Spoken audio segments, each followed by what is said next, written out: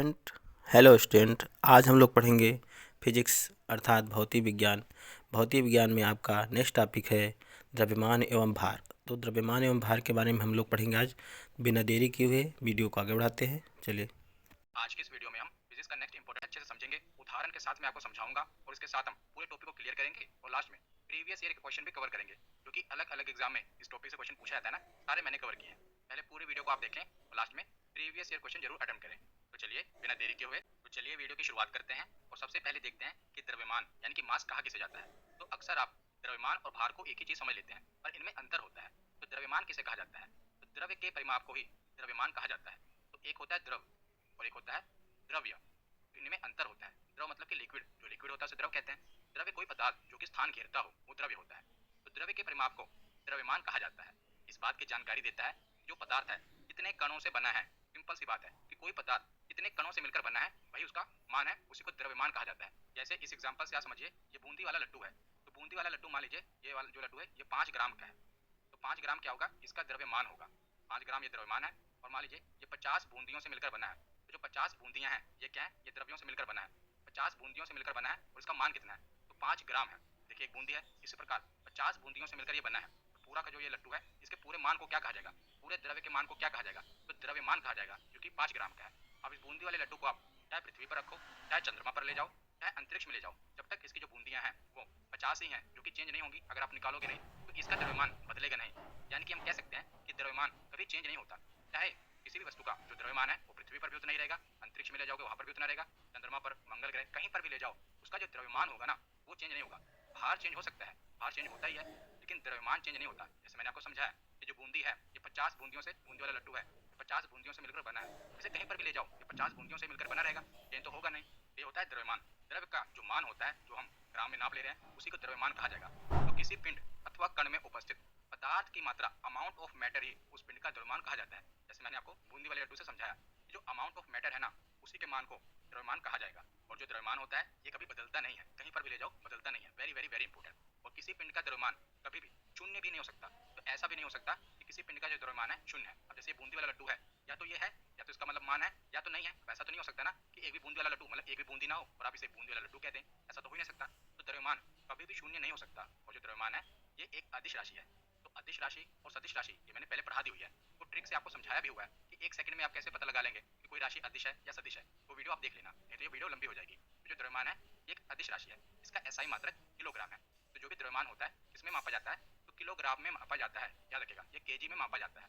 ये हमने समझ लिया कि द्रव्यमान क्या होता है। हम देखते हैं कि भार यानी वेट क्या होता है। तो पृथ्वी द्वारा किसी वस्तु को अपने केंद्र की ओर आकर्षित करने के लिए उस पर लगाया गया गुरुत्वाकर्षण बल ही वस्तु का भार कहलाता है। तो गुरुत्वाकर्षण वाली वीडियो में मैंने आपको समझाया, जैसे पृथ्वी है, तो पृथ्वी कोई भी वस्तु को अपनी ओर जब खींचती है ना, उसे गुरुत्वाकर्षण बल कहते हैं और इसे गुरुत्व त्वरण कहा जाता है।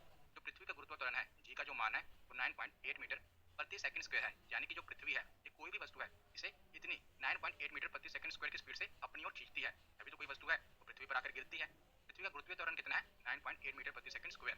तो भार को हम कैसे पता करते हैं? तो देखिए, जैसे हम बूंदी वाली लड्डू का एग्जांपल लेते हैं, उसका मास कितना था? तो उसका मास था, हमने 5 ग्राम मापा था, 5 ग्राम माना था ना। अब जो 5 ग्राम का लड्डू है इसे पृथ्वी अपनी ओर कितनी मीटर प्रति सेकंड स्क्वायर से खींचेगी? तो 9.8 मीटर प्रति सेकंड स्क्वायर से खींचेगी। तो 5 किलोग्राम को आप 9.8 से मल्टीप्लाई कर देंगे ना, तो ये इसका भार आ जाएगा। क्योंकि पृथ्वी का जो गुरुत्वीय त्वरण है किसी वस्तु को अपनी ओर खींच रहा है, तो जो भी द्रव्यमान होगा उस वस्तु का, उसको अगर आप उसके गुरुत्वीय त्वरण से मल्टीप्लाई कर देंगे। अगर आप चांद पर जाएंगे तो चांद का गुरुत्वीय त्वरण अलग होगा, मंगल ग्रह का गुरुत्वीय त्वरण अलग होगा, हर ग्रह का जो गुरुत्वीय त्वरण होता है अलग होता है। उसी स्पीड से वो वस्तु को खींचती है, उसी वेग से वस्तु को खींचती है। तो और जो उसका मास होगा उसी से मल्टीप्लाई कर दो, उसका वेट निकल के आ जाएगा। तो हम कह सकते हैं कि वेट क्या होता है? वेट होता है एम मल्टीप्लाई बाई जी। ये वेट होता है। और जो मास होता है ये कभी चेंज नहीं होता, लेकिन वेट चेंज होता रहता है। तो जो भार है ये एक सदिश राशि है, जिसका एसआई मात्रक न्यूटन होता है। जो भार होता है ना हमेशा न्यूटन में निकलता है। तो मैंने आपको पिछली वीडियो में गुरुत्वीय त्वरण पढ़ाया था कि गुरुत्वीय त्वरण क्या होता है। तो पृथ्वी जिस त्वरण से किसी वस्तु को अपनी ओर खींचती है ना, उसी को गुरुत्वीय त्वरण कहा जाता है। और इसीलिए इस त्वरण को पृथ्वी के गुरुत्वीय बल के कारण गुरुत्वीय त्वरण कहा जाता है। जिसका मान होता है वो सामान्यतः पृथ्वी की सतह पर कितना होता है? जी का मान 9.8 मीटर प्रति सेकंड स्क्वायर इसका मान होता है। तो द्रव्यमान और भार में एक अंतर देख लेते हैं। यहाँ पर मैं आपको एक एग्जांपल से समझाता हूँ। पहले देखिए द्रव्यमान। तो जैसे एक व्यक्ति है, पृथ्वी पर जो इसका द्रव्यमान है ये 60 केजी है।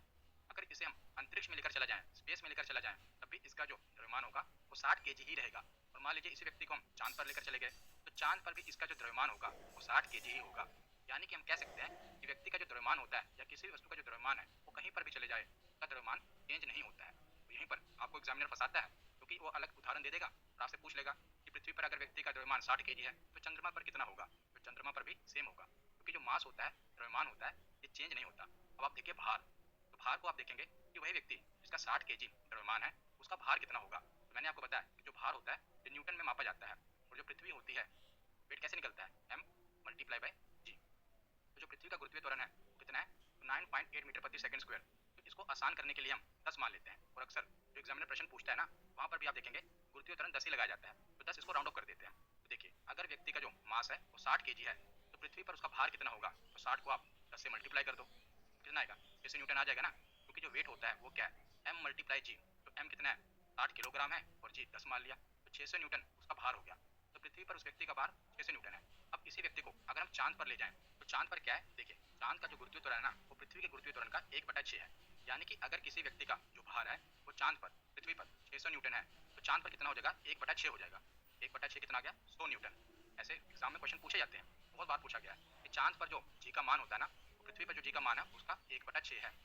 पृथ्वी पर अगर कोई भी मान है उसका 1/6 चांद पर उसका मान होगा। जैसे आप देखिए पृथ्वी पर जो व्यक्ति का भार 600 न्यूटन है, चांद पर हम लेकर गए तो उसका भार कितना हो गया, 100 न्यूटन हो गया। पृथ्वी का 1/6 हो जाता है, ये कितना आ गया, 100 न्यूटन। तो आप इस उदाहरण से क्या समझ रहे हैं, एक बार मैं सब इरेज कर देता हूँ ताकि आपको थोड़ा इजीली समझ आए। तो इस उदाहरण से आप क्या समझे, तो इस उदाहरण से आपको ये समझ आया कि जो द्रव्यमान होता है वो कहीं चेंज नहीं होता है, जहाँ मर्जी लेकर चले जाओ। लेकिन जो भार होता है, भार चेंज होता है। भार चेंज क्यों होता है, क्योंकि हर ग्रह का जो गुरुत्वीय त्वरण है वो अलग अलग होता है, और जब गुरुत्वीय त्वरण अलग होगा तो जाहिर सी बात है जो वेट होता है गुरुत्वीय त्वरण पर डिपेंड करता है ना, m मल्टीप्लाई बाय g, क्योंकि m तो चेंज हो नहीं रहा, ये चेंज हो रहा है, तो इसके चेंज होने से जो वेट है वो चेंज होता है। तो अब आप समझ गए होंगे कि द्रव्यमान और भार में अंतर क्या है। द्रव्यमान जो उसका द्रव्यमान तो चेंज होगा ही नहीं, लेकिन जो भार है, भार गुरुत्वीय त्वरण के कारण चेंज होगा। तो द्रव्यमान और भार में अंतर भी पढ़ लेते हैं। तो जो द्रव्यमान होता है, द्रव्यमान का मान पूरे ब्रह्मांड में कहीं पर नहीं बदलता, और जो भार होता है, भार का मान अलग अलग जगह पर अलग अलग होता है, क्योंकि जो जी का मान होता है ये अलग अलग जगह पर अलग अलग होता है। आप समझ गए ना, जो भार होता है इसका मान अलग अलग होता है, और जो द्रव्यमान है इसका एसआई मात्रक ये किलोग्राम में मापा जाता है, और जो भार है ये न्यूटन में मापा जाता है। याद रखिएगा ये न्यूटन में मापा जाता है। द्रव्यमान एक अदिश राशि है, और जो भार है, भार एक अदिश राशि है। तो द्रव्यमान एक अदिश राशि है, और जो भार है, भार एक सदिश राशि है, और W का एसआई मात्रक किलोग्राम प्रति मीटर सेकंड स्क्वायर भी होता है, याद रखिएगा। तो आगे चलते हैं, तो चंद्रमा से रिलेटेड क्वेश्चन पूछे जाते हैं। तो चंद्रमा पर गुरुत्वीय त्वरण का जो मान होता है ये पृथ्वी पर जो जी की वैल्यू होती है उसका 1/6 होता है, याद रखिएगा। और अंतरिक्ष यान यानी कि स्पेस क्राफ्ट के अंदर निर्वात में, वैक्यूम में किसी भी वस्तु का भार शून्य होता है। कोई भी जो वस्तु होती है निर्वात में, वैक्यूम में, उसका भार शून्य हो जाता है। शून्य कैसे हो जाता है, तो देखिए वेट कैसे मापते हैं हम, m मल्टीप्लाई बाय जी से मापते हैं ना। मास मान लीजिए किसी व्यक्ति का 70 kg है, और अगर हम उसे निर्वात में, वैक्यूम में लेकर चले गए, अंतरिक्ष यान में लेकर चले गए, वहाँ पर जो जी की वैल्यू होती है वो 0 होती है, शून्य होती है। तो वेट कितना आ जाएगा, 70 को 0 से मल्टीप्लाई करोगे कितना हो गया, 0 हो गया। तो जो व्यक्ति का भार हो गया वो शून्य हो गया। तो भार शून्य हो सकता है, याद रखिएगा, इसलिए व्यक्ति हवा में उड़ने लगता है, लेकिन जो द्रव्यमान होता है ये शून्य नहीं हो सकता। तो अब हम न्यूमेरिकल क्वेश्चन देख लेते हैं जो कि एग्जाम में पूछे जाते हैं कि 40 किलोग्राम एक वस्तु का भार ज्ञात करिए। 40 किलोग्राम के एक वस्तु का भार कितना होगा। वेट का फॉर्मूला क्या होता है, W इक्वल टू mg। मैंने आपको बताया कि पृथ्वी पे जो गुरुत्वीय त्वरण होता है 9.8 मीटर प्रति सेकंड स्क्वायर होता है, इन इसे हम राउंड ऑफ करके 10 मान लेते हैं ताकि कैलकुलेशन इजी होती है। तो 40 किलोग्राम एक वस्तु का भार कितना होगा, तो 40 का मास है, 10 जी की वैल्यू है, तो 400 न्यूटन का आंसर हो जाएगा, सही जवाब हो जाएगा। आगे देखते हैं कि एक वस्तु का भार पृथ्वी पर 1800 न्यूटन है, तो चंद्रमा पर इसका भार ज्ञात करें। तो पृथ्वी पर इसका भार कितना है, तो जब भी पृथ्वी और चंद्रमा से रिलेटेड क्वेश्चन पूछा जाए ना, तो सबसे पहले आपको देखना है कि उसका भार पृथ्वी पर कितना है। जब पृथ्वी पर आपको उसका भार पता चल जाएगा तो 6 से डिवाइड कर दीजिएगा तो आंसर आ जाएगा। जैसे देखिए यहाँ पर पहले बताया गया है कि व्यक्ति का जो पृथ्वी पर भार है 1800 न्यूटन है, तो चंद्रमा पर इसका भार कितना होगा। तो पृथ्वी पर भार कितना है, 1800 न्यूटन है, तो मैंने आपको बताया कि पृथ्वी के भार का 1/6 चंद्रमा पर भार होता है, तो इसका 1/6 कर दो, तो कितना आएगा, 300 न्यूटन इसका आंसर हो जाएगा। इधर आंसर आ गया। अब अगला प्रश्न है कि 90 kg द्रव्यमान वाले वस्तु का चंद्रमा पर भार ज्ञात कीजिए। तो 90 kg उसका द्रव्यमान बताया गया है, अब चंद्रमा पर उसका भार पता करना है। तो सबसे पहले आपको क्या करना है कि पृथ्वी पर उसका भार कितना होगा वो निकालना है। तो कैसे निकलेगा, वेट कैसे निकलता है, m मल्टीप्लाई बाय जी। तो मास कितना दिया हुआ है, तो 90 kg इसका मास है, और पृथ्वी पर जी की वैल्यू है 10, तो कितना हो गया, 900 न्यूटन पृथ्वी पर इसका भार हो गया। अब चंद्रमा पर भार निकालना है, वो आसान है, तो 900 को 6 से डिवाइड कर दो, चंद्रमा पर भार आ जाएगा कितना, 150 न्यूटन। यहाँ पर ये मिस टाइप हुआ है तो नहीं होगा, कितना होगा, अगर 900 को आप 6 से डिवाइड करोगे तो 150 आएगा, 150 न्यूटन इसका आंसर हो जाएगा। इतना आसान है, बस आपको क्या करना है, पहले पृथ्वी पर उसका भार पता कर लेना है, फिर उसको 6 से डिवाइड कर देना है, उसके बाद वो चंद्रमा पर भार आ जाएगा। अब आगे प्रश्न देखिए कि चंद्रमा पर एक वस्तु का भार 300 न्यूटन है, इसका द्रव्यमान ज्ञात करो। तो यहाँ पर क्या किया गया है कि चंद्रमा पर भार बता दिया गया है, अब आपको करना क्या है कि इसका द्रव्यमान पता करना है। तो सबसे पहले आपको पृथ्वी पर भार पता करना है, कुछ भी होगा चाहे जो भी दिया हो, आपको सबसे पहले यही देखना है कि उसका पृथ्वी पर भार कितना है। तो यहाँ पर किया गया है कि चंद्रमा पर उसका भार बता दिया गया है 300 न्यूटन है, तो पृथ्वी पर उसका भार कितना होगा। तो हमें पता है कि जो पृथ्वी पर जो भार होता है चंद्रमा पर उसका 1/6 होता है।